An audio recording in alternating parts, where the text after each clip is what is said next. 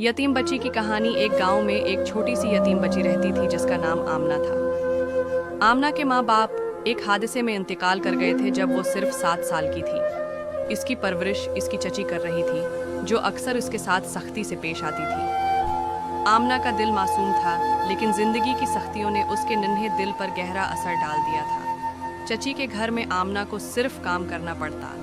सुबह उठते ही उसे सारे घर के काम करने होते, पानी भरना, बर्तन धोना और कपड़े धोना। चची के अपने बच्चे आराम से स्कूल जाते, लेकिन आमना के लिए पढ़ाई किसी ख्वाब की तरह थी।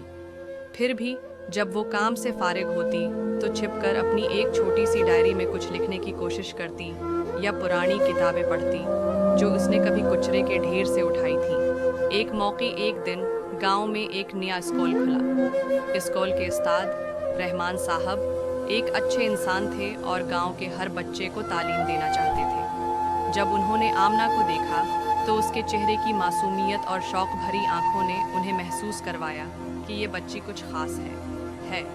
रहमान साहब ने चची से बात की और आमना को स्कूल भेजने की दरख्वास्त की। चची ने पहले इनकार किया, लेकिन जब रहमान साहब ने कहा कि वो आमना की तालीम का खर्चा खुद उठाएंगे तो चची मान गई। जिंदगी का नया बाब आमना के लिए स्कूल जाना एक नई दुनिया में कदम रखने के मुतरादिफ था। पहले दिन जब उसने किताबों को हाथ में लिया तो उसकी आंखों में खुशी के आंसू थे।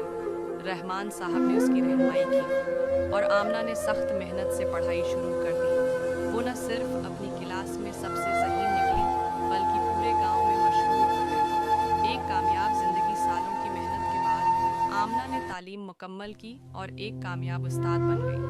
अब वो यतीम बच्चों की मदद करती थी और उनके लिए एक मिसाल बन गई कि कैसे हिम्मत और मेहनत से जिंदगी की मुश्किलात को शिकस्त दी जा सकती है।